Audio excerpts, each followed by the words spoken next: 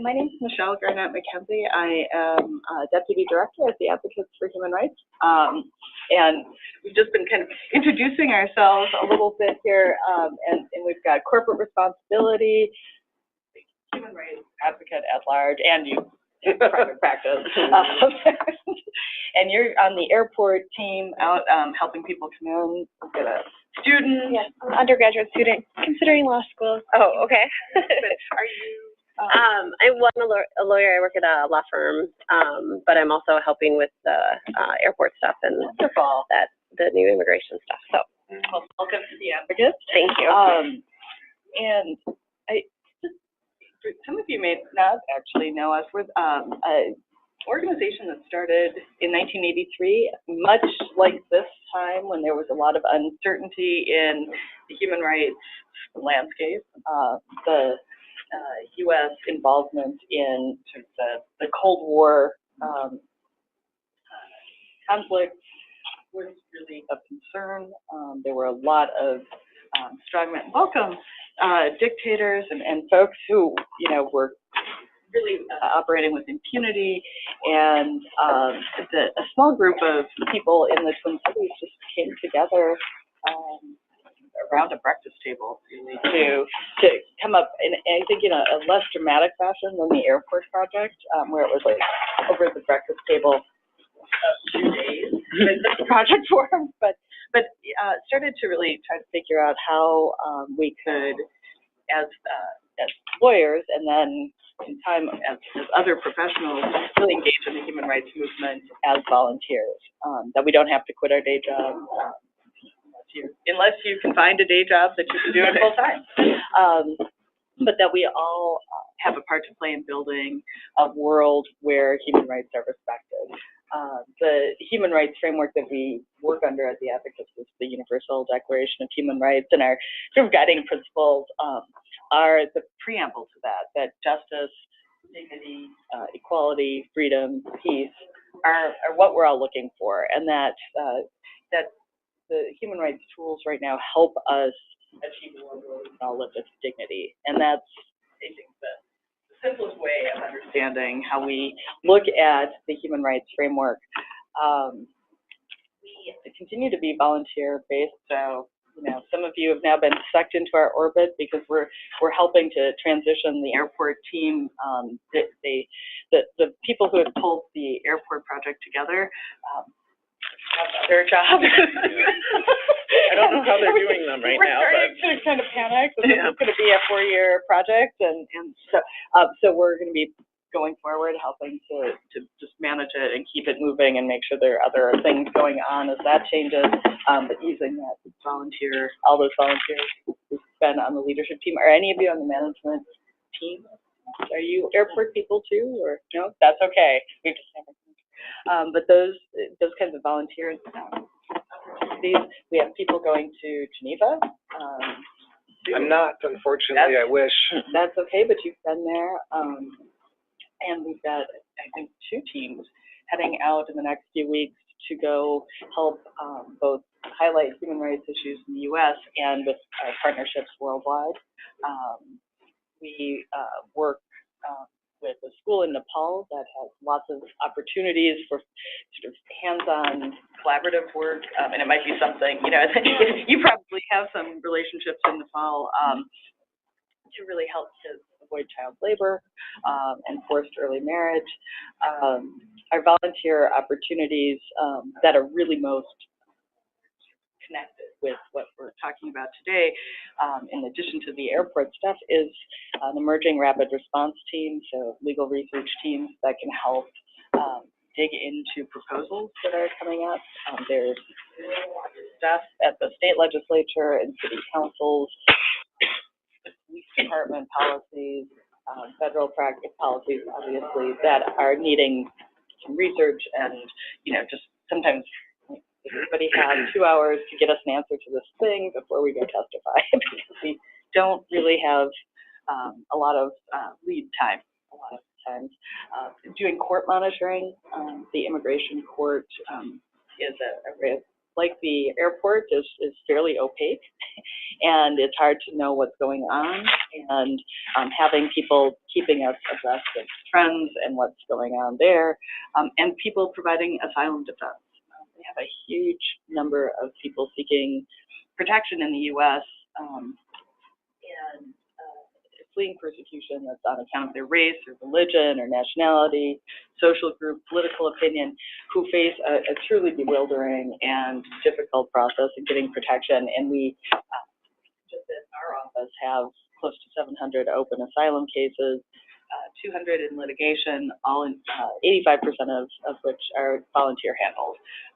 And there's lots of different pieces to that puzzle, from working on a big team with one case, or doing, again, research, or just taking on a client, or helping with, unfortunately, we think with more bond work and work for people who are in detention. We also, and aside from immigration, work a lot with protecting women from violence, either in their homes or in the community, and a lot of that work is policy and system change work with partners in Central and Eastern Europe, in North Africa, and former Soviet countries. So we have an odd but entertaining geographic mix there. That's really the result of partnerships that we've built over 20 plus years. And so, you know, all of the work that we do, I think, is impacted by the current administration and policies. I'm going to be talking mainly, as you can imagine, about the executive orders, but I want to recognize that the executive orders that have come out are really immigration related. That doesn't mean that those are the only human rights implications of this new administration. We are, facing both an immigration and an Islamophobia moment, so religious discrimination and targeting people on the basis of their faith or perceived faith or country of origin, of where Islam is majority practice, is certainly right in the crosshairs and has a lot of intersection in the orders, but other things like the healthcare discussion threaten people's access to healthcare and go in the wrong direction from a human rights perspective, making sure that everyone has access to health and healthy health care, right to water, right to safety and security of the person. And I think there are going to be lots of implications, and we have just scratched the surface with this first line of orders that really capitalize on the campaign rhetoric and the supporters in the anti-immigrant and Islamophobe organized movement out there that became big, parts of the advisors to the incoming president, and now our cabinet and other advisors in the administration, and we're seeing results in these executive orders. Hi, how are you? Good.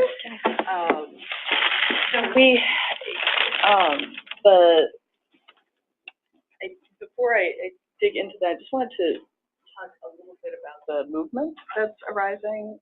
The anti-immigrant and the anti-Islam organizations have been very active for years. The anti-immigrant movement has been quite well entrenched for at least 20 years.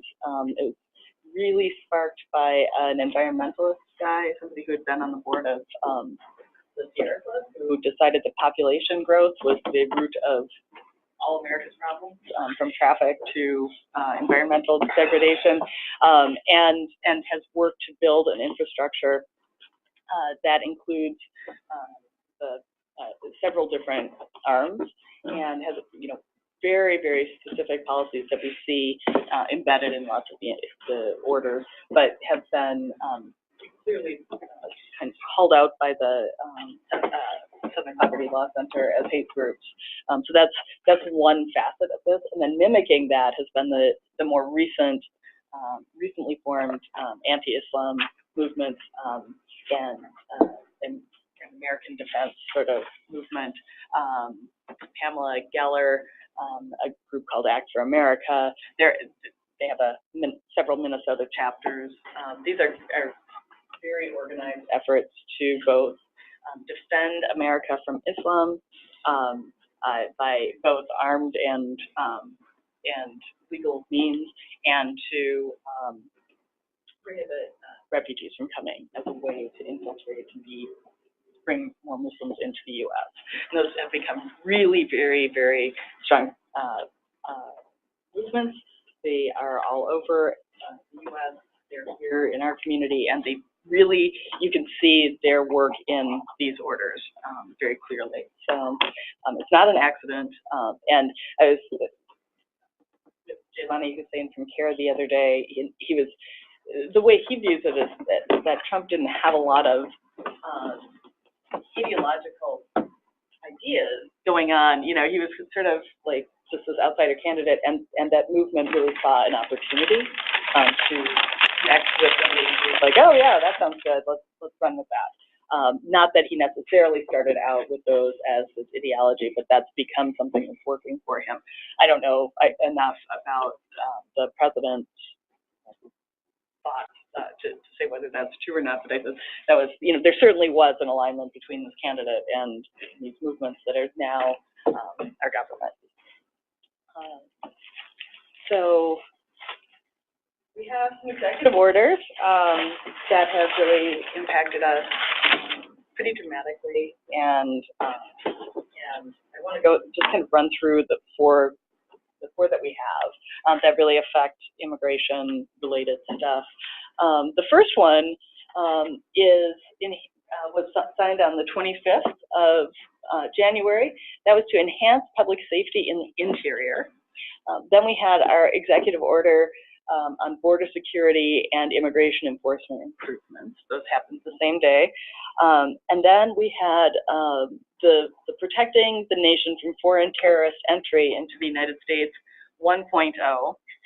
And now we have the same name, version 2.0, that is in place. So those are the four that are kind of at play right now. And you've probably been reading these nonstop. So at any point, if anybody wants to jump in with how this is showing up either at the airport or how this is impacting your practice, or sit outside Congressman Ellison's office. So you had every call from every frantic many of us about things in the last few weeks. But those are the four that I really want to kind of run through. The public safety in the interior starts out with this policy that is somehow, I think, presuming that we have not done any enforcement of immigration laws to date, that the U.S. has been operating with a wide open border. We, rolled out red carpets across the U.S.-Mexico border and went around the world picking up people in planes saying, hey, come to America, we don't care what you've done. That we have not enforced our immigration laws in any way. And so it kind of, it sets that out as its framework, but it also presumes in some of its, policy work that people who enter without inspection or who overstay their visas are a danger. They are a threat to national security and a threat to the people of the United States. It identifies sanctuary jurisdictions. It uses that term, so cities, they call them sanctuary jurisdictions, as a threat to public safety. So community policing policies are identified as a direct threat to public safety by the president. It calls out concerns with limits that have been placed on the authority to detain people once they've been ordered deported from the U.S. but can't be deported from the U.S. Back in the early 2000s, recently heard described as the naughties, you know, not quite N-O-T-H-T. I share that with you to use, but the early 2000s, the Supreme Court did find that if somebody is ordered deported from the U.S., their country won't take them back for whatever reason. They don't think it's really a national of their country, or they just are trying to extract some diplomatic, you know, concession out of the U.S. and they're using it as a bargaining chip, or whatever reason, we just don't have diplomatic relations with them, like Cuba, and so you can't land a plane here, United States. Sorry. People who are in that situation cannot be detained indefinitely. Up until the Supreme Court decision, people were detained indefinitely. So we had a growing number of Cubans and Vietnamese and people from Laos and Thailand who were stuck in, Cambodia, who were stuck in detention with no possibility of being released. And the Supreme Court said, no, the purpose of detention in that case is to get them out of the country. If you can't do that, you have to release them. So the interior order highlights that as an area of concern, and really claims that the federal government has failed to discharge its responsibility to remove those orders removed from the country. That there are, that there's been no effort to deport people. And this comes on the heels of 2 million deportations in the last 8 years. So far outstripping previous administrations' numbers of people actually put on planes and moved from the U.S. 2 million people were deported, and 85% of those never had hearings. They were just deported summary proceedings. It doesn't kind of acknowledge that that's happened, of course, and presumes that it hasn't. But knowing that that mechanism is in place, we know that we can get going and deport people. So the order just requires the federal agencies to use all available systems and resources to ensure that the immigration laws are executed, that federal funds are withheld from cities who fail to comply with applicable federal law.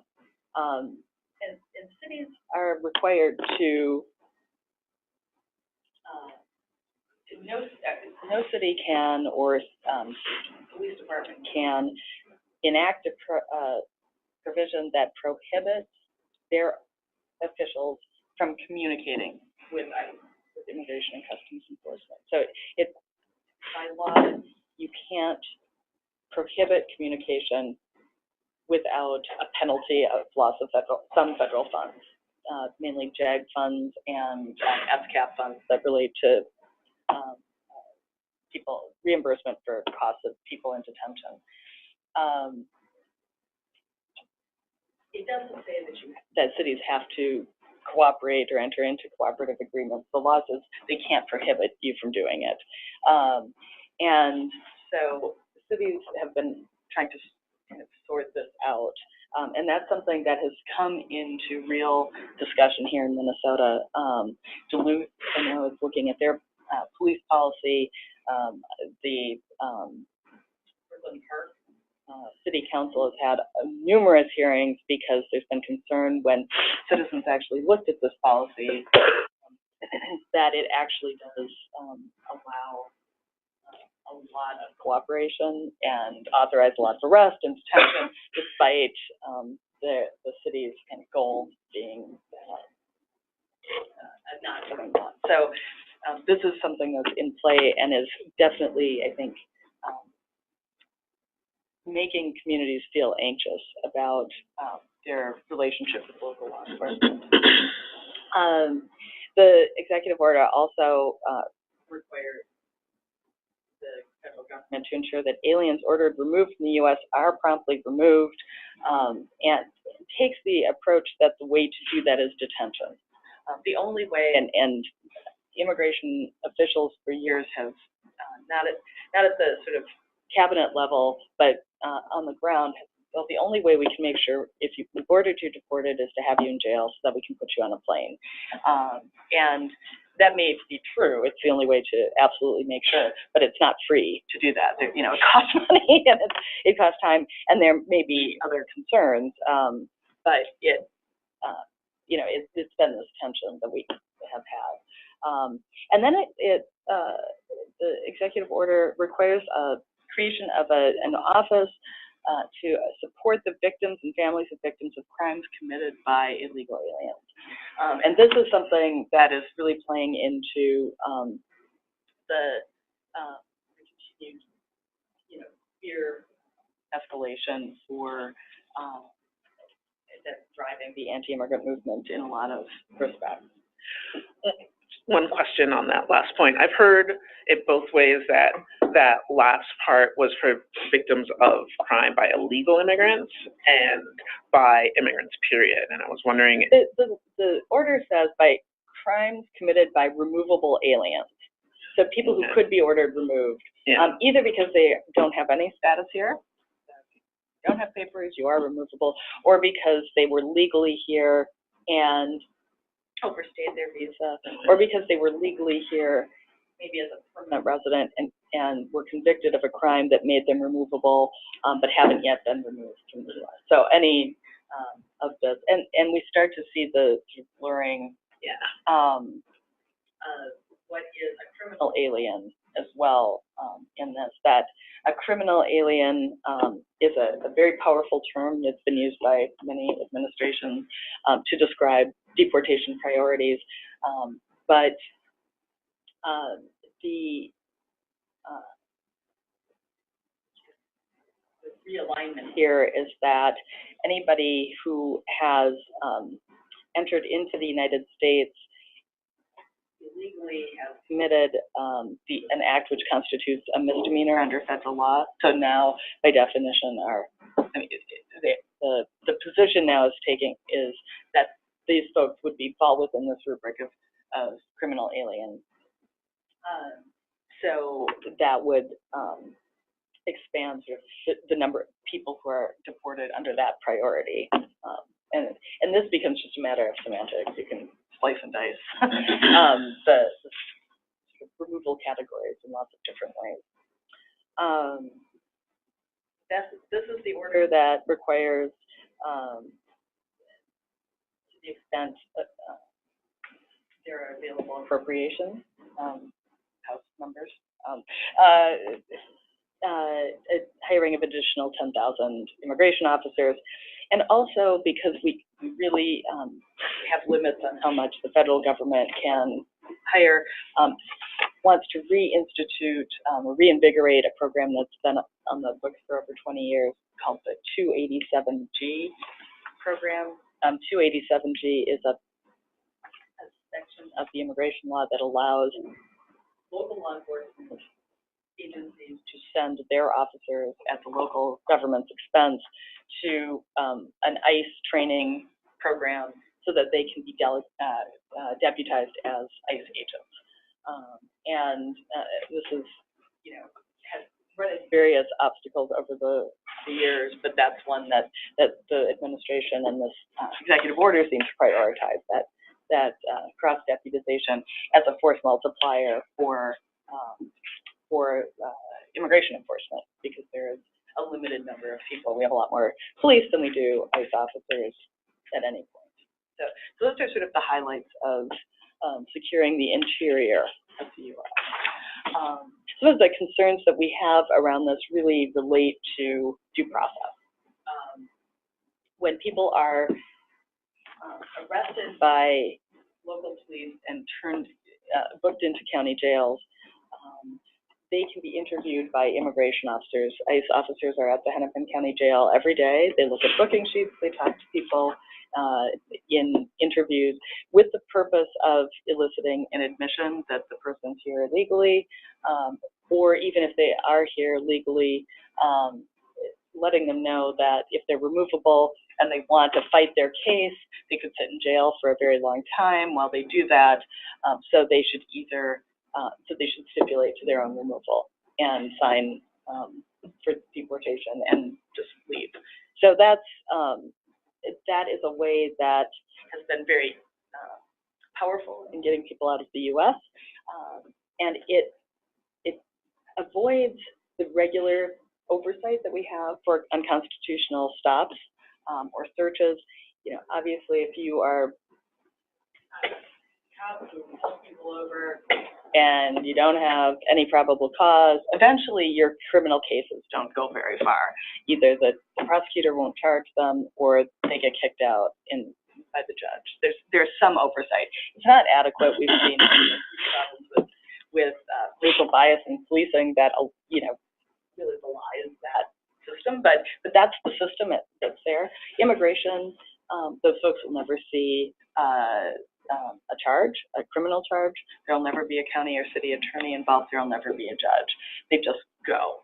And so the police, one of the concerns is you could have bad police officers who just exploit this. And there was one in Minneapolis. That was his name. Hugely disproportionate arrests without charge. And he'll, ask people in the car for their ID, not just the driver, that sort of thing, take people in, book them in. But there's also, it's not really fair to the regular police officer who assumes that there's some oversight of their decisions that they have to make in the field. There isn't. And so they're getting people kind of on this deportation railroad without any backup. And I don't know that that's everybody's intention. So that's this order, I think, for us really is concerning around the due process concerns that are going to be raised. The second order of that day of January 25th was border security and immigration enforcement improvements to secure the border, because the border is wide open. We don't care. There's no policing. There's certainly not a highly militarized border that has miles of fencing and searchlights and drones and armed response teams in place. Did anybody listen to NPR last night at 9 or yesterday at noon? There was a really interesting historian of the border. About Mexico? Yeah, it was about the border, like the evolution of the border. Protectorate. Yeah. It is, if you can find it, it was on the NPR Presents, News Presents, that like free hour that they have. It's a fascinating historian of the border zone and how, the border, like when we first acquired the territory, they were negotiating. It might have been at San Francisco. It might have been down all the way at almost to Mexico City. It landed somewhere in the middle. The people negotiating didn't know what the area looked like. So that when they went out to survey it, they're like, oh, this is horrible, and put up a few little markers, and nobody cared about it for years. And then, just the different way that the border has been conceived. And, but it wasn't really till World War I, right, when the border started to be a place where we were really feeling a threat. And it was a national security issue around that, and that's what we're seeing today, continuing. The border security and border, of course, wants the wall. That's the wall order. So that's going on. But it also says we will detain individuals apprehended on suspicion of violating federal or state law, including immigration law, pending further proceedings.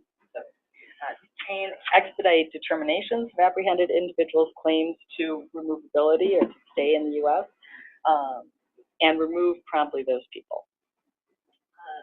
And it allocates as much resources as currently appropriated to construction of additional detention facilities, requires detention for illegal entry of everybody who's arriving to the extent that it's possible, and then starts to single out the asylum seeking side of the border, that the Secretary shall take all appropriate action to ensure asylum referrals are conducted in a manner consistent with the plain language of those provisions, revoking the ability to parole to presume parole for people who are seeking asylum and instead allow it only on a case-by-case basis again.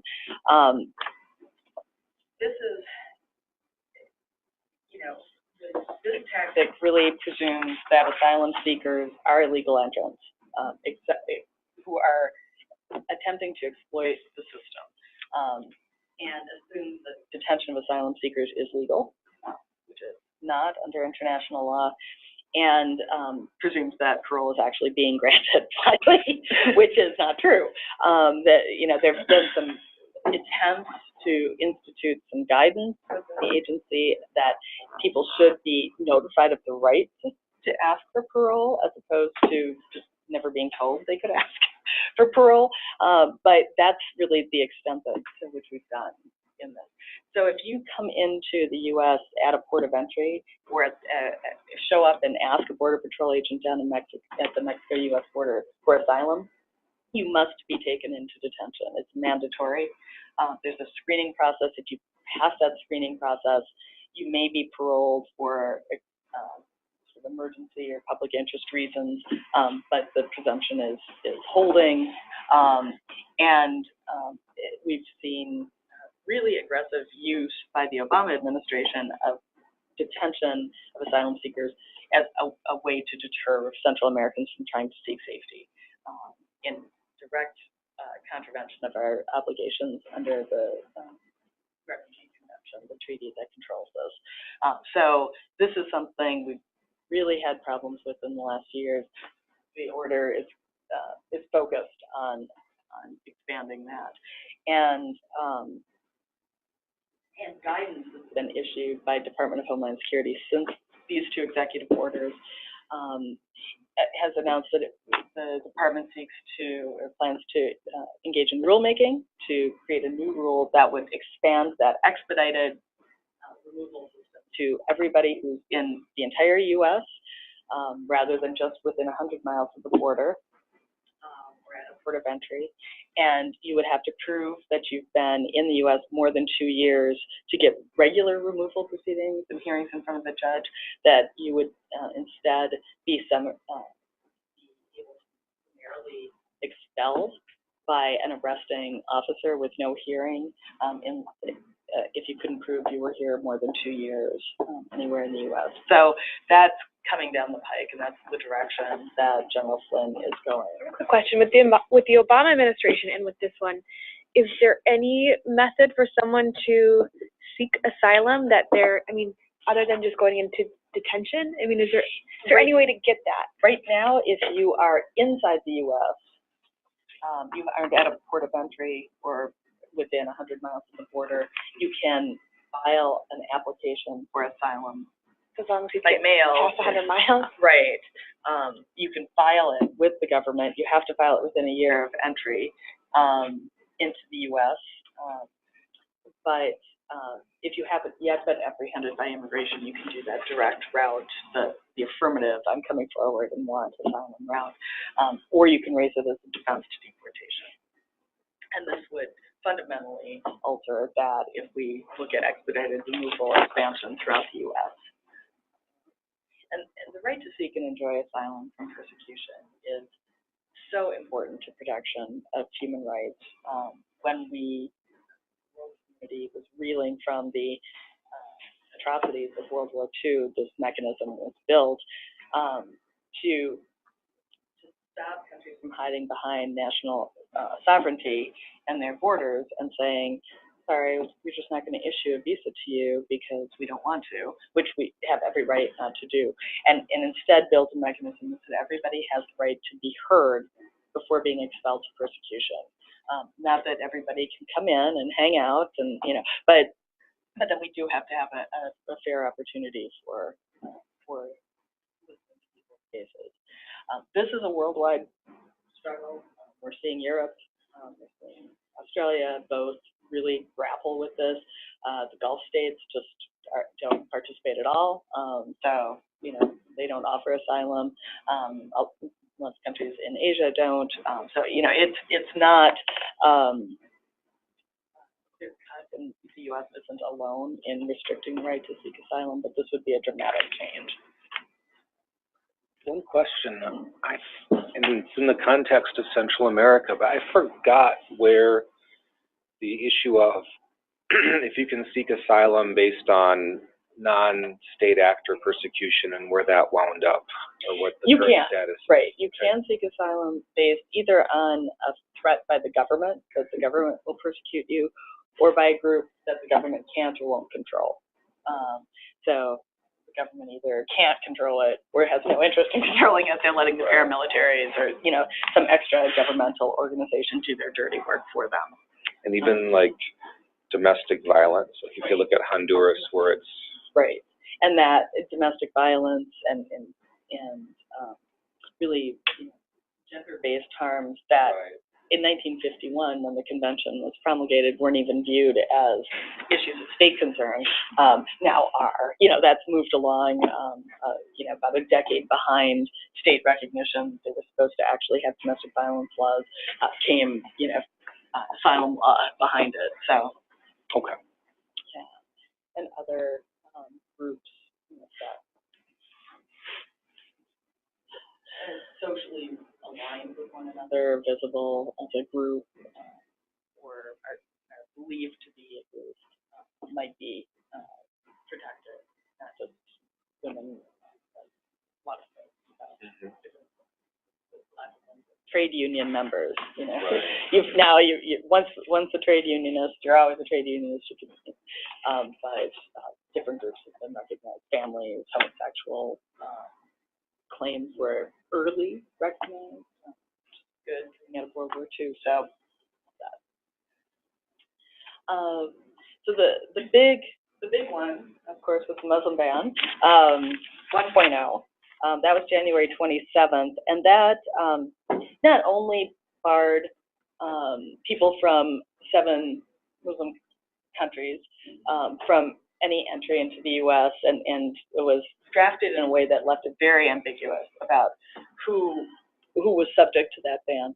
It banned arrival of Syrian refugees, suspended for a period of time the U.S. refugee admissions program, and also required suspended a program that allows the State Department to not call everybody who wants a visa in for an interview.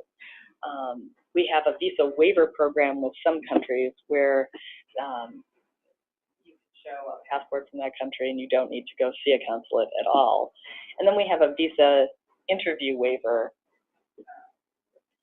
program that allows the State Department to not interview every visitor from every who wants to come. They can look at different criteria and waive the interview in some cases. Again, that's a resource issue in a lot of ways, and this requirement that we have to do in-person interviews is coupled with a reduction in funds for the State Department to actually do the interview.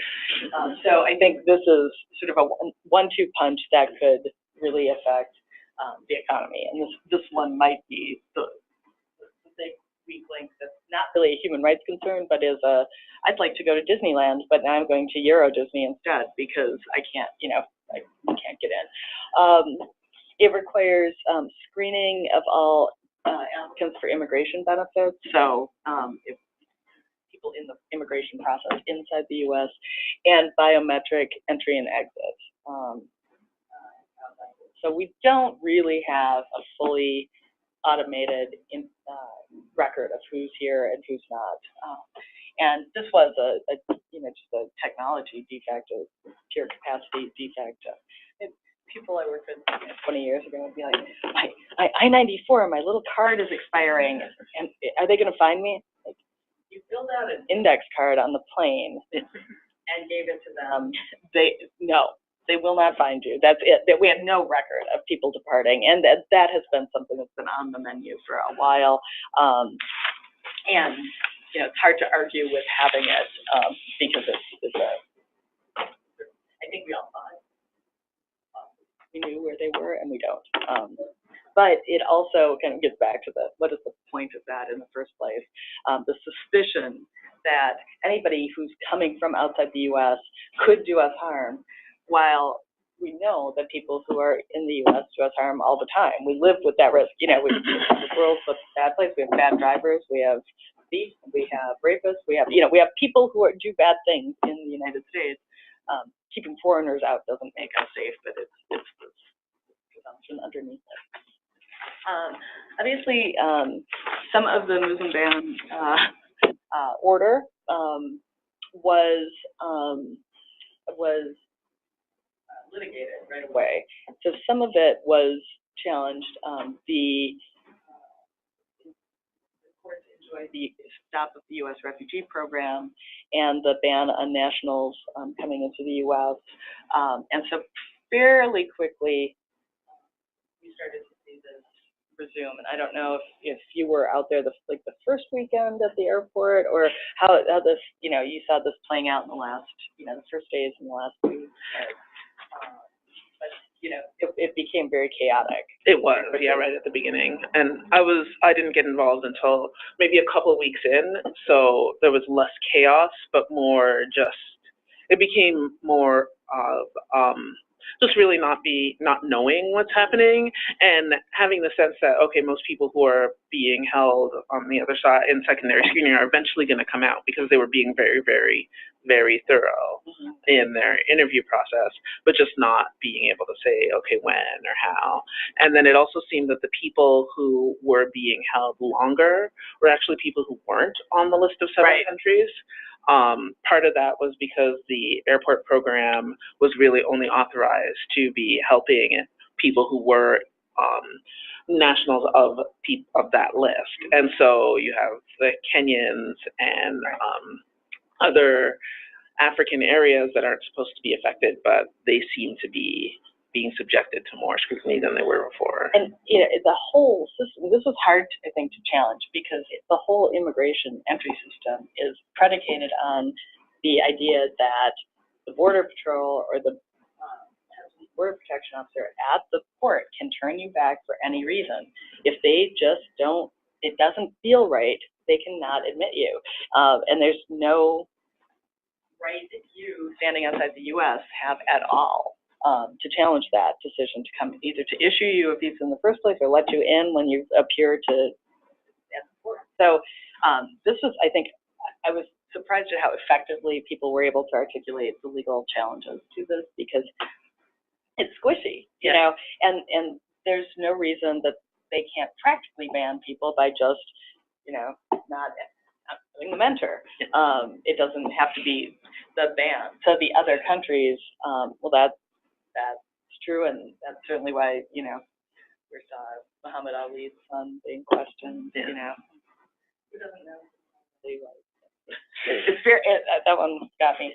This is the list of litigation that was filed just on that ban. Minnesota was we were the lead. We were the lead. The Washington State litigation was the one that did result in the temporary restraining order, and the president did say, okay, I'm now canceling that order. I'm not going to fight you in court anymore. I'm canceling it and I'm rewriting it. But some things weren't enjoined. The visa interview process, the immigration benefits screening, biometric entry, exit, that all would have continued despite the whole order wasn't enjoined. It was just the refugee program and the list of countries. So the new memo, the new Muslim ban, look, it's like the old Muslim ban, but it has 6 countries on the list, and Iraq is now a special case because we work with Iraq and we can guarantee some of the screening.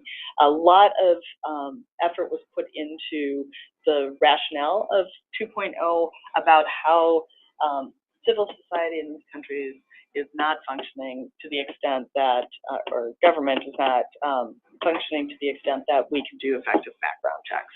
So this is why, kind of trying to address the random nature of these selected Muslim countries compared to other Muslim countries, why it's just these countries and not others. So they put a lot of work into making that case, but continue to suspend U.S. refugee admissions.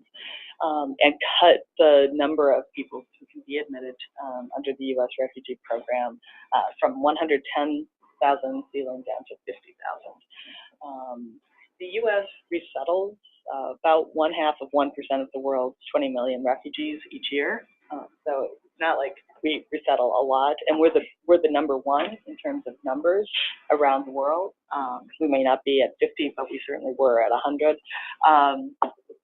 And Germany came up last year, stepped up their numbers, but refugee resettlement is not popular amongst Western countries. Nobody wants the refugees. It becomes a refugee crisis when they start moving toward Western countries, but refugees from Syria were sitting in their neighboring countries in the millions for years, and that was sort of what it is. With the goal of getting people to go back home or locally integrate. Resettlement's really always the option of last resort and only open to people who have some sort of urgent reason that they're different from the rest of the refugees and need special protection. So the other thing about the suspension of the program, it's been described as sort of a pause, like we just hit pause and then we can resume it. But the way refugee admissions work is since September 11th, when it was last shut down, there's a huge array of background checks that need to be completed. And there's like 19 different checks or something. I mean, it's a very large array of national security checks. And it's years behind. It's years behind. People are getting in from like 1998. Like it's years behind. They run like every permutation of every family member's name. So, it goes multiple checks. And then to be admissible, you have to have all of those line up, and they're all valid for certain periods of time, but different ones. You have to have them all kind of line up in this synchronicity moment that allows you then to be scheduled for your flight and come in. So everybody who's been paused is going to have to start the process over, practically. So it's not going to be just resuming. It will be a shutdown. And I think we've admitted close to 40,000 people thus far in the fiscal year, something like 39,000 refugees. So they're just shy of that. About 12,000 more people would be allowable under the new cap anyway. That's a tough one to challenge because it is within the president's discretion to set the refugee ceiling. So that we knew was a vulnerable program from the get-go, because that is one thing that's solely vested in the president to decide. The new banned countries is continuing to be challenged. Hawaii is moving forward with its case. We haven't heard about Washington and Minnesota yet, and there are several state cases that remain not mooted out. Minnesota, a group of us here, the advocates and some of the other legal aid organizations and law school clinics had filed litigation. Both our clients came in, and I don't think we'll be able to substitute new plaintiffs, so that probably will be dismissed fairly soon. So if there are people who get caught, they are ready to refile litigation. These national origin and First Amendment grounds, that it's really an establishment of religion issue. That seems to be a pretty solid basis that the courts are recognizing. Did 2.0 take out the preference for certain Christian groups that 1.0 had? It retains the religious minorities language, I think, but it doesn't say Christian. So that's what came out, was that? And there's it's funny, but somebody did a handy dandy red line version of 1.0 and 2.0. So if you want to take a peek through and see any of the actual differences, like, oh, that's fun. That was pretty good. And so I think it was basically just made with the intent of making it harder to challenge in courts. Yeah, right. Rather than making it more, accessible. Because even with the entry of nationals, it allows people with green card holders, or if, like some family members to bring over. But it's very broad in like who can interpret, who should be allowed in and who should, it leaves it up to the agent or whoever is in charge of the case, and so that's just problematic on its own. Right. So the new order applies to foreign nationals from the designated countries who are out of the U.S. on March 16th, who didn't have a valid visa back in January, and who don't have a valid visa on March 16th. So it tries to kind of get that. It now does not apply to permanent residents, people who are already admitted in, people who had travel admission documents that were valid after the 16th. Dual nationals, so people who might be a national of both. I'm a national of Iran. And and the U.S. Diplomats and refugees who were already admitted to the U.S. who got in, or people who were granted asylum in the U.S. who got in and who are temporarily traveling abroad. And then there are some waivers set up that would allow an individual, either consulate official or border official, to waive the person in. So it was trying to address the vulnerabilities that had been really exploited in litigation, and of course all the categories of people who look really sad on the TV. So little 4-year-old girls who are denied, finally joining their mother after being unable to travel with her as a refugee in the first place, just because she was an after-acquired child. She was born after the person's refugee interview in the first place 4 years ago. Don't make that. That's not what we want to see again on TV. So this was an attempt to do some of that. But it would continue to suspend the refugee admissions program, require the in-person interviews, require a uniform screening and vetting standard for immigration benefits, which we do have significant ones, but making it uniform, and then requiring this entry-exit system all remains part of the order. So, we continue as the advocates to see asylum seekers from all of those countries and countries around the world. We have 50 different nationalities in our practice at any given year. And not being able to get on an airplane and come here means they will not be able to seek asylum. It's already difficult, but right after Syria started to deteriorate, we saw students and folks needing asylum here, and granted or are in the process, that they wouldn't be able to come as a student. Now those people are prohibited from coming. We're going to see lots of impacts, I think, on that, on the basic safety issues, in addition to the discrimination that's facially on these laws. It's one, so I know people have to go back to work, but I don't. I'm at work. So if there's questions or things you want to talk about, there's no need for you to rush away, but also we won't feel at all bad if you do. Thank you for coming. And if you aren't, we had started, so I didn't want to be like, and you guys, how did you find out about today's talk? And I'm on the advocate mailing list. Great, wonderful. Are you a lawyer here in town, or? Yeah, so I am associate legal counsel in the MnDOT Office of Chief Counsel. Oh, very interesting. Interesting. Yeah, special time for you guys during legislative session. Yes, I'm sorry. I've seen the DOT people over there scrambling all over. Yeah, it's not pretty. No. It is, yeah.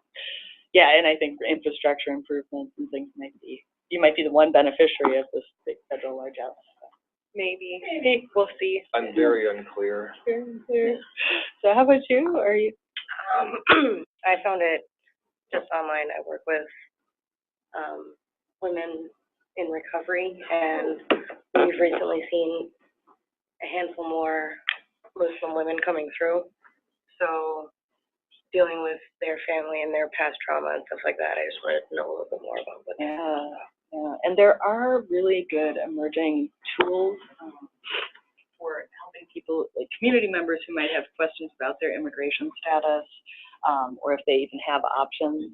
There's a fantastic new product, this free product from this collaborative of legal service providers called IMMI, like immigration, IMMI, that lets people go through a self-assessment of what their options are. They can answer a really intricate series of questions on the back end of the system developed by great immigration lawyers to determine like if there is a visa that they might be available, it might have available, and get them connected with a lawyer to help. So things are emerging to try to do that, and also tons of self-help, know your rights information, family safety planning in the event of deportation or arrest, and handing out know your rights cards and posters to people that they can put inside their doors so they know, like the whole family knows what to do if somebody comes in because they have it. So that's really sort of general CLEs, we could have any number of people, but that one there, they actually put us in courtrooms and, get to do that. And I mean, if there are things that are going on in your practice area or your group that would be, would make sense, even in terms of travel to different countries, and, kind of what's going on and reporting back. I would definitely be interested in finding out more opportunities to volunteer and different connections. Our team, I'm the only lawyer on our team, and at this point I'm not in a position to practice. I don't have malpractice insurance. I haven't practiced in many, many years, but would really love to see other ways to contribute.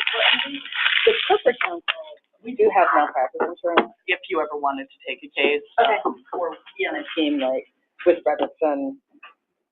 They, because you guys kind of partner in a, that you could be on one of their asylum teams and you could get malpractice coverage. But there's other kinds of work, especially for non-lawyers, that we really need, like data management. We got business processes. Oh, really? There's lots of things, database creation, there's lots of different things that different parts of the organization might be, either strong and as well.